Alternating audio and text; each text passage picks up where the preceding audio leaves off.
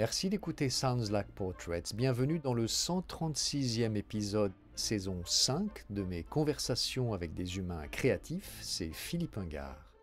N'oubliez pas de visiter soundslikeportraits.com et de vous abonner sur Apple Podcasts, Spotify, Stitcher ou Google Podcasts. Merci. Cette semaine, on va parler voiture avec des passionnés. J'accueille Julien Rosburger, membre de POA, l'acronyme de Petites Observations Automobiles sur YouTube.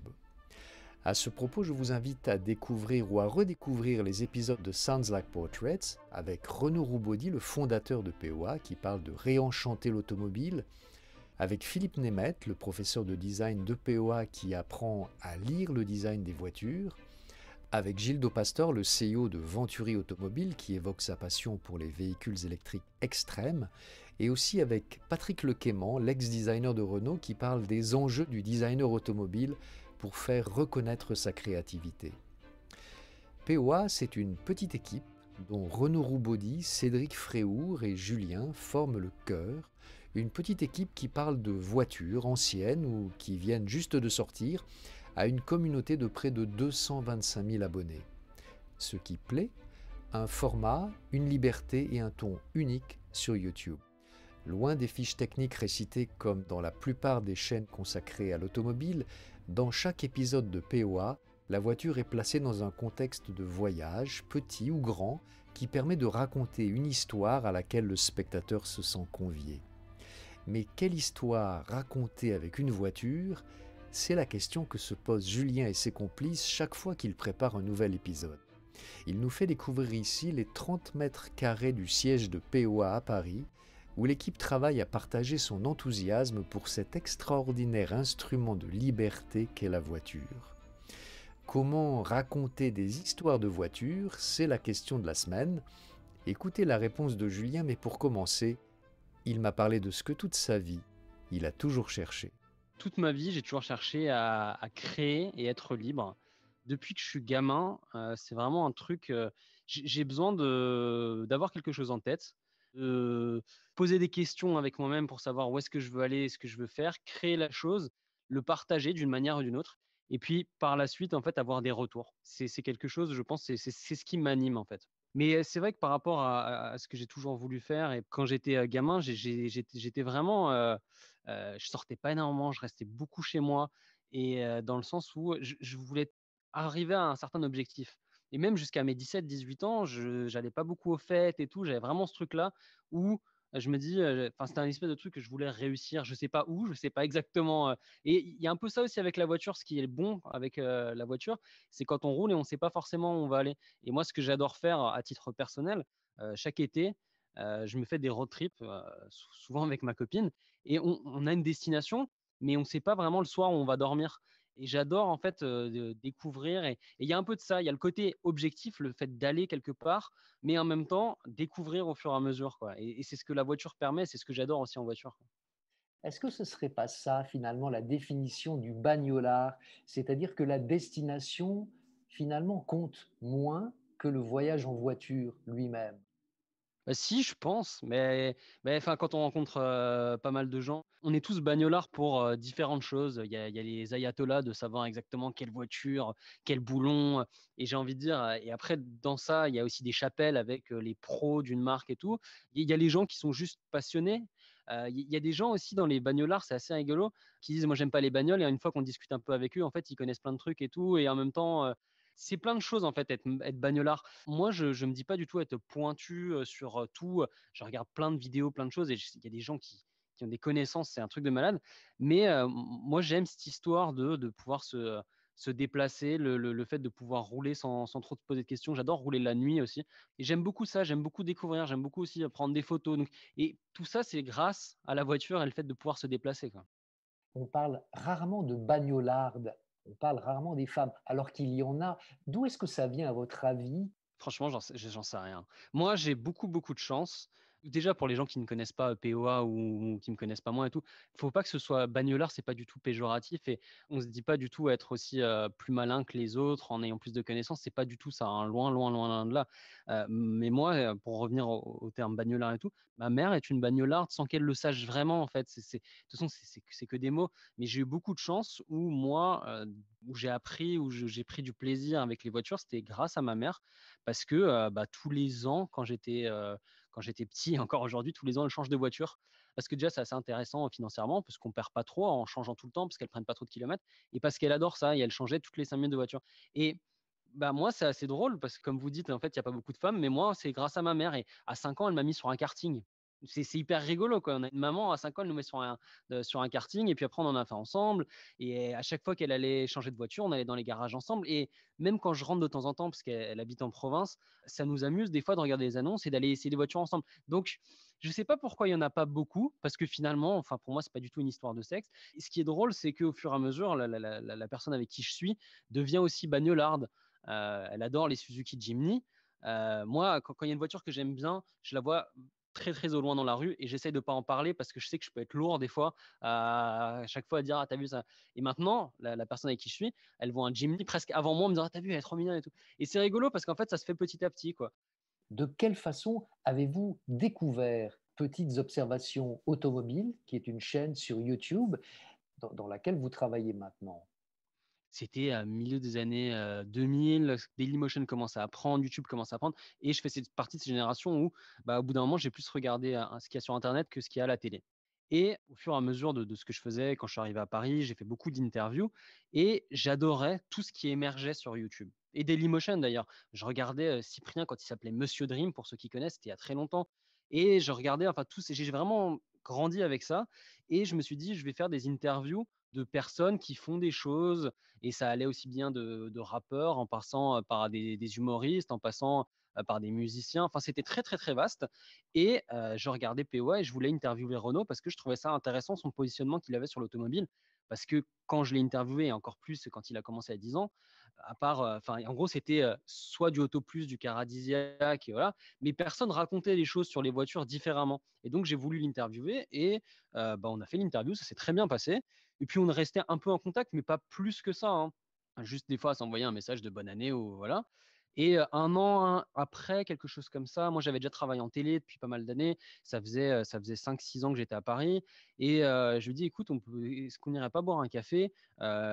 J'étais en CDI et tout. J'ai dit, j'ai un peu envie de tout plaquer d'une certaine manière. Et j'étais déjà auto-entrepreneur depuis quelques temps. Et j'ai discuté avec lui en disant, bon, je ne sais pas si vous avez besoin de quelque chose ou pas. Moi, je peux essayer de venir et d'un peu filmer. Et ça s'est fait comme ça, en fait, au fur et à mesure. Et ça s'est vraiment fait naturellement. C'est-à-dire que de base, c'était vraiment juste pour filmer. Et puis, j'aime l'automobile. Et je suis un peu geek aussi d'une certaine manière. Donc, j'ai commencé à un peu parler des voitures avec eux. Et c'est au fur et à mesure, j'ai commencé à être là à plusieurs tournages. Et puis la sauce a pris en quelque sorte, quoi. Ce qui me frappe, c'est le côté amical. Bah ouais, tout à fait, parce qu'il y a beaucoup, beaucoup, beaucoup de gens qui veulent travailler avec nous. Et en fait, à chaque fois, quand il y a des gens qui se greffent, c'est que ça se fait naturellement et que ça se fait petit à petit. Et moi, ça a été pareil, en fait, parce que Renaud et Cédric, il y avait un petit peu Florian aussi, mais ils tournent des vidéos tout le temps, ils se connaissent bien et tout. Et après, en fait, ça se fait naturellement. Tu commences aussi à charrier dans les vidéos parce que tu charries dans la vraie vie. Puis bon, après, le temps fait que les trois, on se connaît, on sait comment on est, on connaît nos réactions. Donc forcément, après, la sauce prend. Et je pense que c'est ça aussi ce que les gens aiment bien dans les vidéos, c'est que chacun a ses petits gimmicks, mais on les joue pas, c'est la réalité. Moi, le premier truc que je vais regarder un peu, c'est la consommation. J'adore savoir les consommations des voitures. Je vais mettre la consommation à zéro. Le premier truc que Cédric va faire, il va commencer à toucher pour voir si les plastiques sont un peu moussés ou pas. Et chacun a son petit truc. Renaud va voir si c'est confortable. Et tout ça fait que vu qu'on est tout le temps ensemble et vu qu'on tourne tout le temps ensemble, et forcément, il y a une amitié qui se crée et il y a de l'humour qui en découle parce qu'on se charrie comme on se charrierait n'importe où. Tout ça, je pense que c'est un petit peu aussi le sel de POA.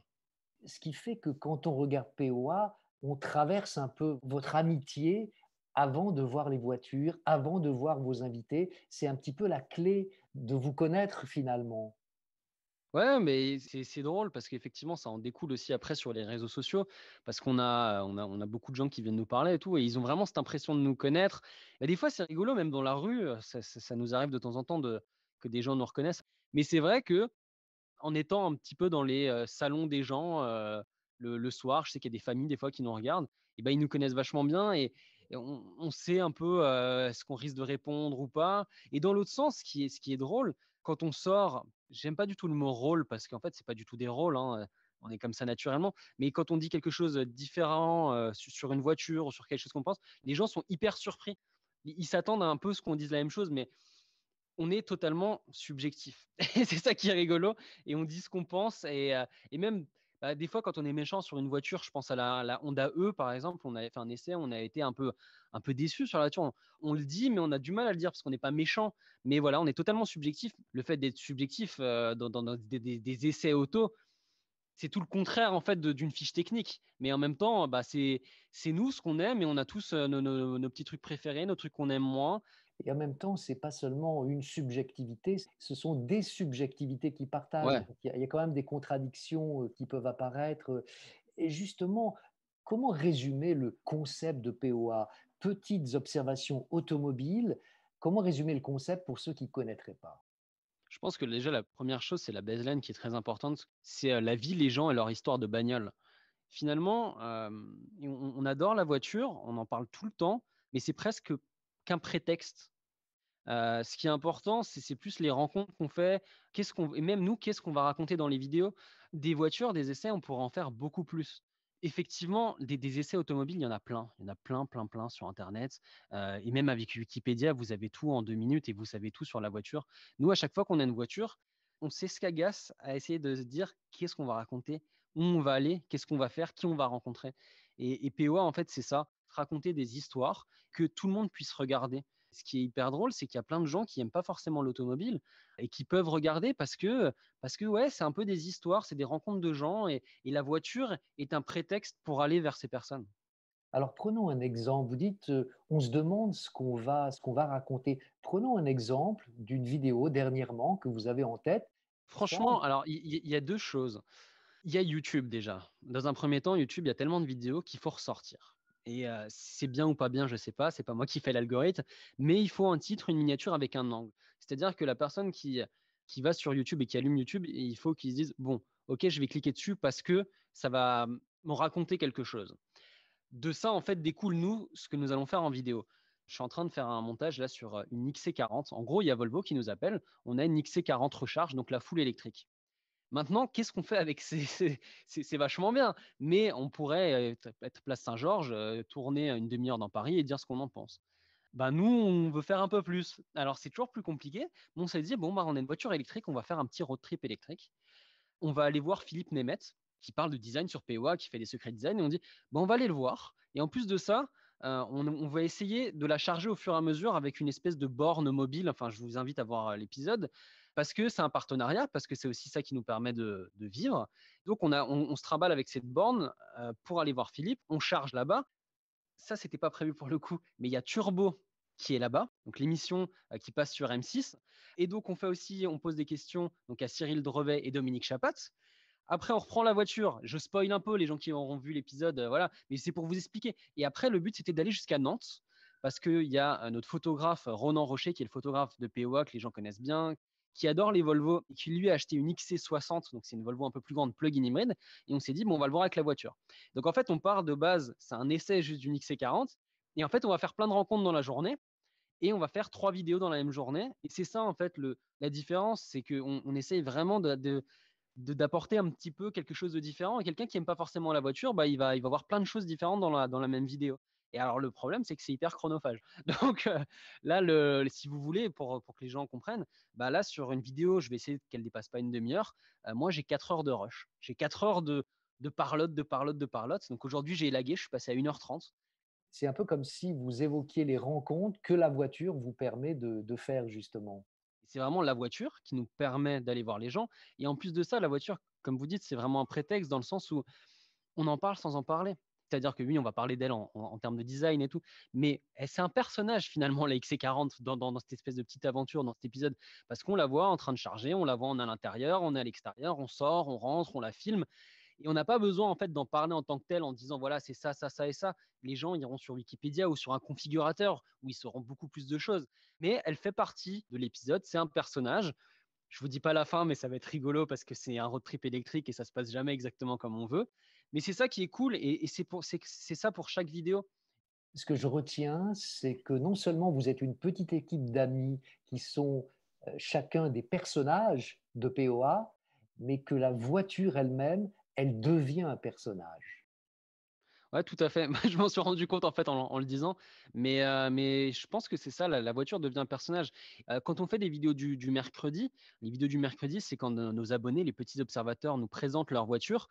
Bah là, au lieu de juste présenter la voiture, en fait, on présente la voiture du petit observateur. Et donc là aussi, la voiture est un personnage parce que c'est cette voiture-là, avec des fois la peinture qui a quelques petits éclats, des fois les problèmes qu'a eu la voiture au niveau du moteur. Et en fait, on connaît tout de la voiture. Et ça devient presque un genre d'être humain parce que c'est un peu sa carte d'identité qu'on est en train de voir de A à Z, qu'est-ce qu'elle a eu, qu'est-ce qu'elle a vécu. On se rend compte qu'au fur et à mesure, ben, tout ça, même dans les miniatures et tout, on essaie vraiment de jouer de personnifier un petit peu les voitures. Alors vous êtes tout de suite rue Saint-Georges, dans vos bureaux, dans les bureaux de POA. Comment est-ce qu'on pourrait les décrire pour tous les petits observateurs qui ne peuvent pas les voir? Bah, ça fait à peu près 30 mètres carrés. C'est en fait, c'est une ancienne boutique, donc on est au rez-de-chaussée. Bah, c'est un grand rectangle de 30 mètres carrés. On a nos quatre bureaux, parce qu'on a un stagiaire aussi en ce moment. Et on est tous donc sur une petite table à faire nos petites affaires. Et tout à la fin, il y a le studio POA où on faisait beaucoup, beaucoup de live auparavant. On en fait un petit peu moins en ce moment. Et bah, c'est où je suis assis en ce moment même, d'ailleurs. Mais on cherche à grandir parce que on produit de plus en plus de vidéos, mine de rien, il y a entre 3 à 5 vidéos par semaine. Et c'est vrai qu'on aurait besoin d'endroits où on peut faire plus de montage, d'endroits où on peut aussi des fois passer des coups de téléphone parce qu'on est un petit peu les uns sur les autres. Et surtout, on aimerait un endroit, et je rêve de cet endroit, un endroit où les petits observateurs peuvent venir, mais de façon plus simple. Là, si vous voulez, on peut plus se garer du tout. C'est une réalité à Paris. Si on imagine un peu ce rectangle de 30 mètres carrés, c'est tout petit, hein, avec 4 bureaux, qui fait quoi? Alors, il y a Renaud qui est à ma droite, parce que on est vraiment, Renaud et moi, on est côte à côte pour qu'on puisse voir en fait nos écrans, parce que c'est vraiment nous qui, bah, on fait le montage à quatre mains, en fait, on aime bien dire ça. Renaud, il fait vraiment le montage. En fait, une fois qu'on a fini de tourner, moi, je vais dérusher, c'est-à-dire que je vais être assez simple, hein, je vais prendre toutes les cartes SD, je vais les mettre sur un disque et je vais tout ranger. On filme souvent à 2, 3, 4 caméras et c'est hyper important de dire, voilà, c'est caméra 1, caméra 2, caméra 3. Je vais tout mettre sur un logiciel et je vais faire en sorte que le son et les caméras, tout soit synchronisé et faire une structure comme un squelette où il y a tout autre montage, le dérush. Bah là, par exemple, sur l'XC40, c'est 4 heures. Une fois que ça est fait, de manière générale, je le donne à Renaud. Et en fait, c'est Renaud qui va prendre ce disque et qui va, en gros, faire tout le squelette. C'est-à-dire, il va dégrossir pour arriver à 20, 25 minutes avec ce qu'il veut, ce qui l'intéresse dans le montage. Donc, il y a déjà une grosse partie qui est faite. Et après, moi, je vais récupérer ce disque et je vais faire les petites transitions, les images, le mixage, mettre une musique un peu sympa pour que l'épisode soit fini avec aussi bah, l'étalonnage. Et puis après, je vais faire la miniature et je vais le mettre sur YouTube. Je vais mettre le titre et voilà. Donc Renaud fait principalement donc le montage. Après, Renaud fait aussi de la compta. Renaud, après aussi, il met sur Facebook, il met sur Instagram. On fait un peu tout, en fait. C'est ça le truc. Et pour continuer bah, sur les différentes personnes, après, il y a Cédric. Donc Cédric va être au bureau et Cédric va beaucoup plus s'occuper en fait de la partie commerciale. Donc il va essayer de voir soit pour des road trips, soit des fois pour du placement de produits, essayer de voir qu'est-ce qui est possible de faire. Et d'ailleurs, maintenant, on a aussi une personne qui s'appelle Gaëtan qui nous aide parce on recevait trop de mails, on n'arrivait pas à gérer le nombre de mails de sponsoring parce qu'il y a tout en fait. Donc il y a Gaëtan qui nous aide pour ça. Et Cédric passe aussi beaucoup de temps bah, au téléphone, tout ce qui est un peu RP, savoir voilà les prochaines voitures qui vont sortir, qu'est-ce qu'on va tourner, qu'est-ce qu'on va pas tourner. Donc c'est toute cette partie-là. Il y a Simon aussi maintenant, notre stagiaire qui est avec nous. Il y avait Alban qui était aussi un stagiaire qui était avec nous, qui eux nous aident plus sur la partie où ils font des petites présentations, des PowerPoint, qui nous aident aussi pour différents rendez-vous, qui nous aident aussi pour tous les petits observateurs qu'on a, pouvoir les mettre sur un tableau Excel pour pas les perdre en fait et essayer de leur répondre parce qu'on en reçoit vraiment pas mal. Mais on est un peu tous au four et au moulin. Et moi, quand je suis arrivé avec POA, certes, c'était pour filmer, mais et aussi pour faire le montage. Mais typiquement aussi, j'ai refait au fur et à mesure, on va dire, la charte graphique. J'essaye que tout soit un peu joli. Alors après, c'est subjectif, ce qui est beau, pas beau. Voilà, c'est un peu tout ça, quoi. Quand j'ai rencontré Renaud et qu'on a fait un épisode pour Sounds Like Portraits, il m'avait dit que son idée, c'était de faire du Technicolor, c'est de faire de la belle Ouais. image, quelque chose qui soit attrayant. Ouais, tout à fait. En fait, c'est hyper intéressant aujourd'hui parce que aujourd'hui, quasiment tout le monde peut faire des trucs très jolis, mais il faut aussi le raconter différemment. Alors, le Technicolor, ça se joue beaucoup sur l'étalonnage.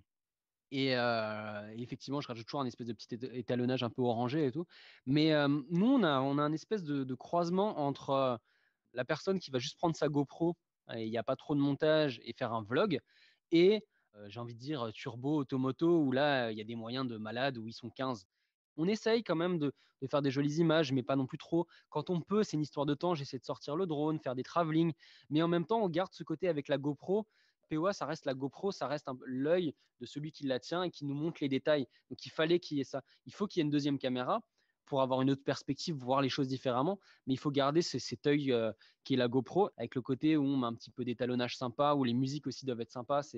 Et le curseur, je pense que maintenant on l'a trouvé. Moi, ça fait 2 ou 3 ans qu'on travaille ensemble. Je pense qu'on a trouvé notre curseur et on a trouvé notre façon de faire un petit peu différemment et en même temps un peu pro, mais pas trop, parce que finalement, des pubs, on en mange toute la journée. Et faire du hyper clean, je pense que les gens enfin, notre communauté crierait en fait en disant, mais c'est pas POA, quoi.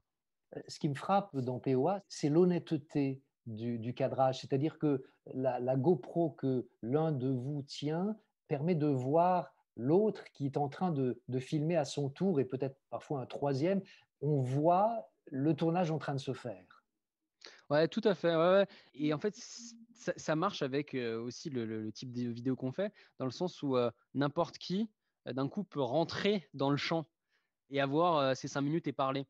Et ça, c'est aussi d'un point de vue technique, ce qui était le plus compliqué pour moi, parce qu'encore une fois, je viens de télé, et là, pour faire très simple, en règle générale, quand on fait une interview, on sait qui on filme, on lui met un micro-cravate et ça s'arrête là.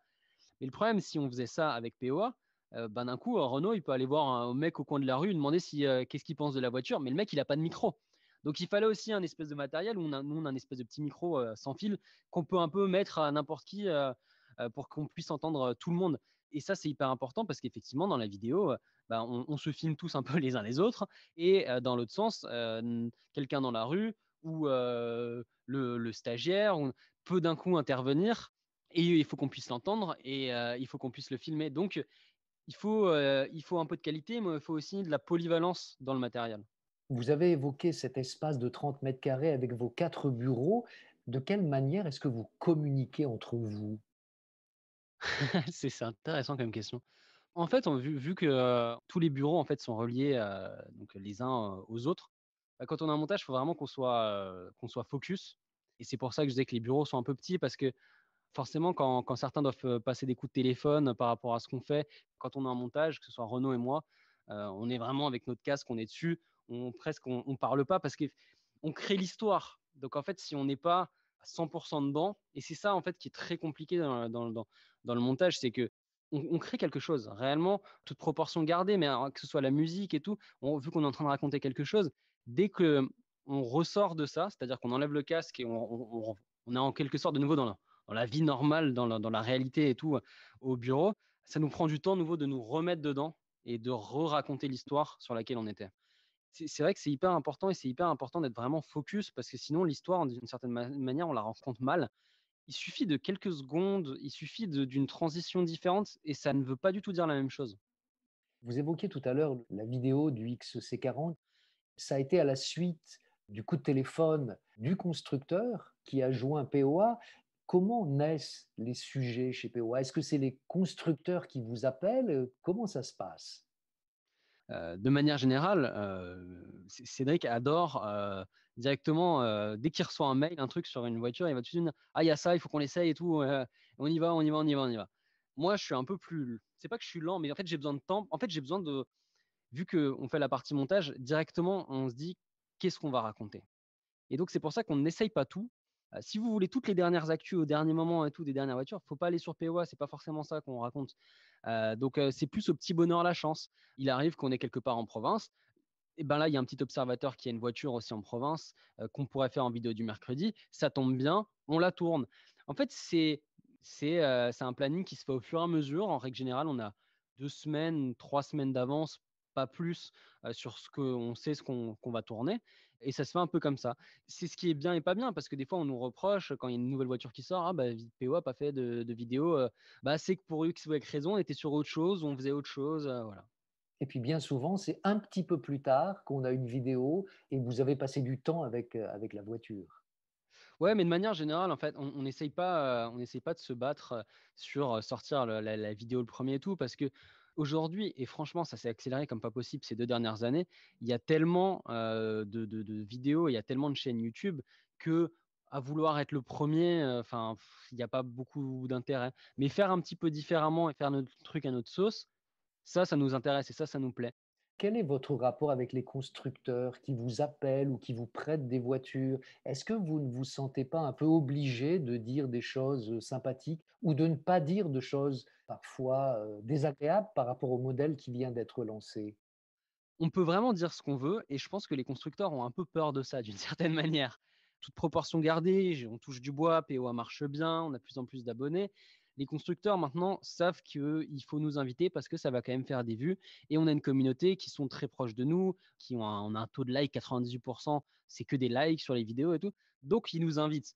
Mais je sais que dans un certain sens, un peu moins maintenant, mais avant, ils avaient un peu peur de nous inviter ben, parce que d'un coup, on peut sortir une blague, d'un coup, on peut dire qu'on n'aime pas trop, et on le dira, on va pas juste réciter.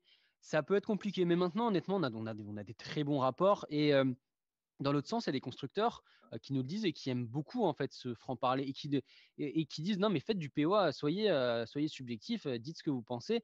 Et c'est ça qui est intéressant. Et heureusement, dans un certain sens, qu'on peut dire encore ce qu'on veut, parce que sinon, ça serait compliqué.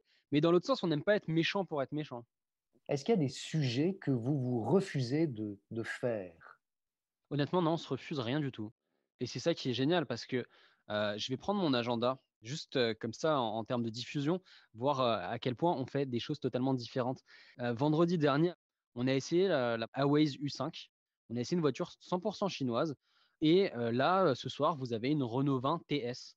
Il y a 2 semaines, quelque chose comme ça, on a eu la classe S qui vaut 180 000 euros. En fait, ce qui est super rigolo, c'est que ça change tout le temps. Et ouais, il y a quelques jours, on a eu un truc sur le CNVA qui parle de bagnoles anciennes. On a essayé la Dacia Spring, qui est la voiture électrique la moins chère, qui est à 12 000 euros avec les aides de l'État. On va parler d'une petite Audi TT MK1, qui sont des voitures à moins de 10 000 euros. Et puis après, on va parler d'une Chrysler 300C. Et puis après, on va voir là, on va voir ce vendredi, on va voir 2 concept cars Dacia. On va avoir une grande, grande interview de Linda Jackson, qui est la directrice monde de Peugeot depuis peu. Et on a une interview de 37 minutes avec Linda Jackson. C'est ça, en fait, il y a vraiment de tout. On essaye de tout. Et je pense que ça fait notre force. Et je vais même plus loin, j'en fais un peu moins, mais je fais aussi des essais de 2 roues. Donc, ouais, on est vraiment fermé à rien. Et c'est ce qui nous réunit, je pense, les trois, vraiment. Ce qui me vient, Julien, en écoutant Renaud, en écoutant Cédric, en écoutant tous les intervenants de POA, c'est l'enthousiasme. Et c'est peut-être ça qui permet de transmettre non seulement des histoires, mais aussi il y a des moments de réflexion à propos de l'environnement, à propos de la transition qu'on est en train de vivre dans le monde de l'automobile et de la mobilité. Est-ce que c'est pas justement le carburant de POA? Si, tout à fait. Non, mais l'enthousiasme, c'est vraiment ce qui est de plus important. Et c'est ce qui est rigolo aussi par rapport aux voitures qu'on essaye parce que on a tous des sensibilités différentes et on se force jamais. C'est-à-dire que quand il y a une voiture qui nous intéresse, on le voit rien qu'à nos yeux, je pense, dans les vidéos, quand une nous intéresse moins. Et quand ça nous intéresse, on est un peu comme des gamins. Je pense à l'essai du Hyundai Tucson. On l'a eu Place Saint-Georges. Il y avait aussi Jean Pagési qui fait partie de l'équipe de POA. Et on était un peu comme des enfants autour d'un jouet à vouloir tout toucher. Et je pense que c'est ça, en fait, qui est vrai, qui respire voilà, l'amitié, l'enthousiasme et tout ce qui va avec. Votre question continuait, j'en ai perdu le fil. Oui, c'était l'idée que l'enthousiasme, c'est le carburant de POA. C'est ce qui permet non seulement de présenter des voitures, mais aussi de faire réfléchir sur les problèmes de la mobilité, Ouais. sur le problème des transitions énergétiques, de l'électrique, par exemple.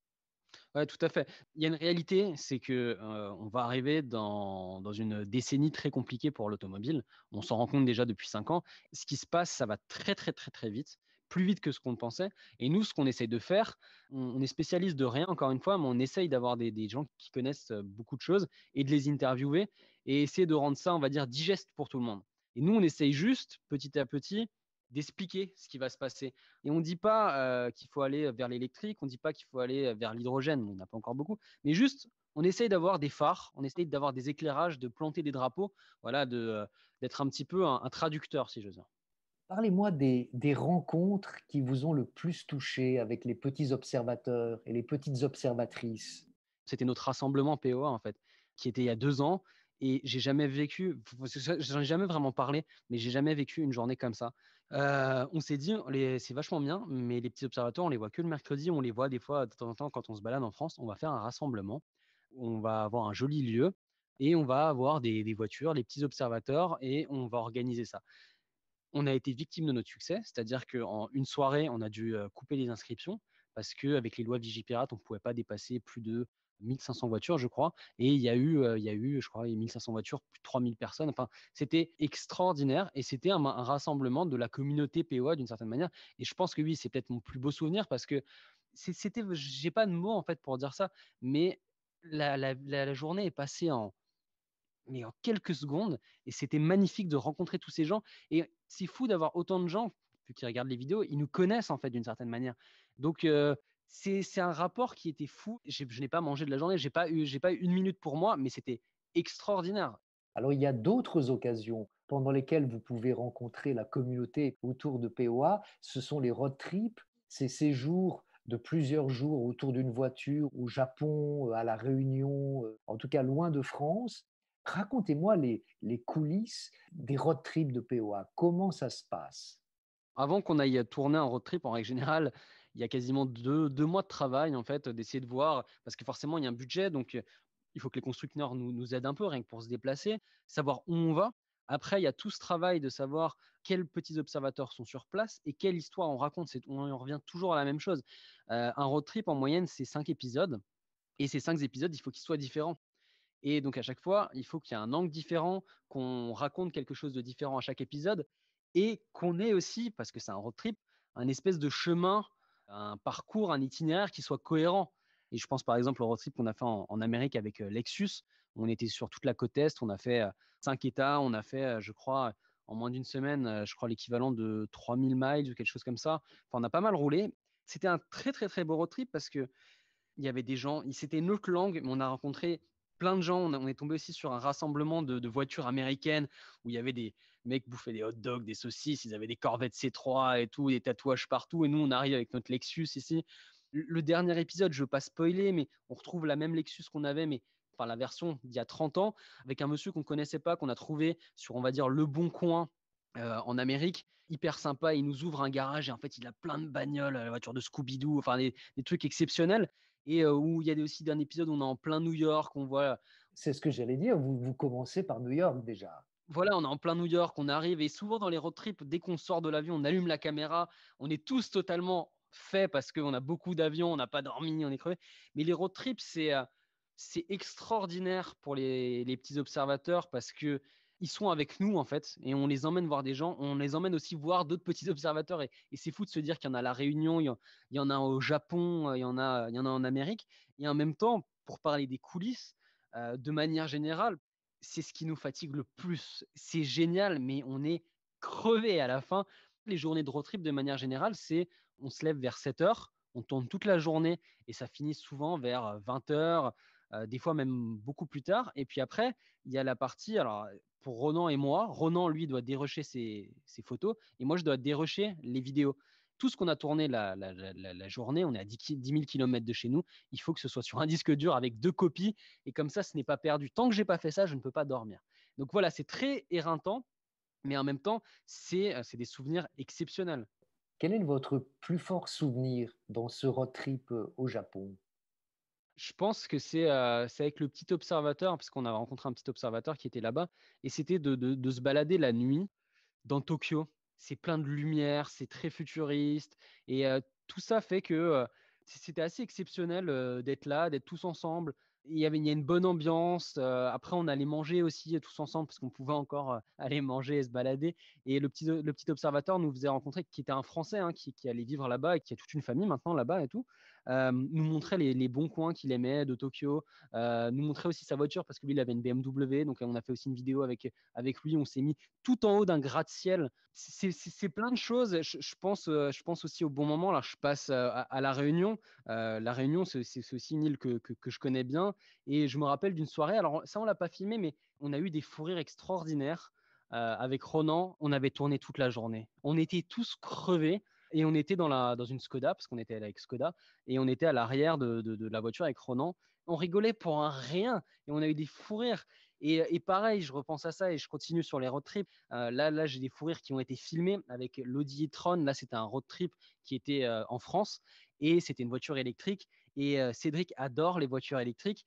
Et c'était la première fois qu'il était vraiment confronté au fait que quand on charge une voiture électrique, c'est long. Et on était en pleine nuit. La borne ne fonctionnait pas, il pleuvait. Et en fait, Cédric était excédé et c'en était hyper drôle. Et Ronan en remettait des couches en faisant des blagues. C'est souvent des fous rires, quoi, les road trips. Mais c'est des fous rires, je pense, qui se créent aussi à cause de la fatigue, grâce à la fatigue. Je ne sais pas comment dire.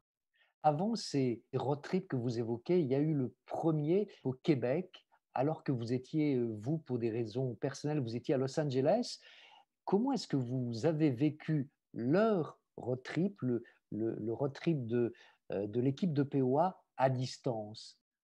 En fait, c'est hyper intéressant parce que j'avais fait qu'une seule vidéo avec PO avant de partir. Je suis allé 3 mois du côté Las Vegas et aussi un peu Los Angeles.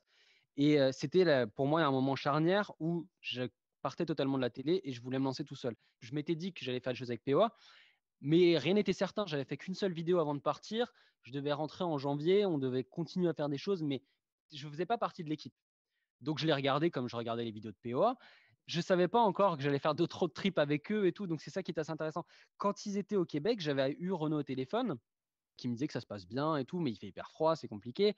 Ronan lui avait dit une phrase. Renaud, à cette période-là, il filmait tout seul avec sa GoPro. Et Renaud lui a dit un truc, ça tient sur le fil, votre truc. Et Renaud me parle souvent de cette phrase. C'est dans le sens où Renaud avait ces espèces de gants, ces moufles. Il changeait sa petite batterie de GoPro. Si la GoPro lâchait, si le micro lâchait, il n'y avait rien. Et je pense que les road trips qu'on fait maintenant, mine de rien, vu qu'on a un peu plus, ce côté sur le fil, on l'est un peu moins parce qu'on a plusieurs GoPro de secours, on a plusieurs caméras, on a plusieurs batteries. C'est vrai que le premier road trip, YouTube n'était pas, c'était il y a 3 ans, presque 3 ans et demi, je crois. YouTube n'était pas ce qu'est YouTube aujourd'hui, c'est-à-dire que on pouvait se permettre de faire des choses des fois un peu plus courtes. YouTube, c'est presque un peu devenu Netflix. Et c'est pour ça qu'aujourd'hui, c'est très important d'avoir des épisodes totalement différents des uns des autres et aussi d'avoir une qualité un peu sympa. Aujourd'hui, on peut plus trop se permettre, on le voit, hein. Dès que le son est un peu moins bon, dès que s'il y a un problème de caméra, on a un petit commentaire. Donc, c'est vrai que les règles ont changé. On parle des road trips, on parle de toutes ces belles rencontres que vous avez faites. Est-ce qu'il y a eu des mauvaises surprises? Est-ce qu'il y a eu des rencontres qui n'étaient pas bonnes? Des rencontres qui n'étaient pas bonnes, là, il n'y en a aucune qui me vient à l'esprit, honnêtement. Je pense qu'on s'est jamais dit on va pas le mettre, on va pas le diffuser et tout. On n'a jamais eu ce genre de souci. C'est aussi un petit peu le travail qu'on fait au préalable, d'avoir les gens au téléphone, de savoir où on va. Non, il y a jamais eu de gros, gros, gros soucis. Les trucs les plus rigolos, ça reste vraiment en fait, avec les voitures électriques, parce qu'à chaque fois, on ne sait pas vraiment si on va charger ou pas. Avec Renault, on avait fait un road trip électrique. En fait, on a appelé ça comme ça, mais à la base, c'était juste l'essai du Kia e-Niro.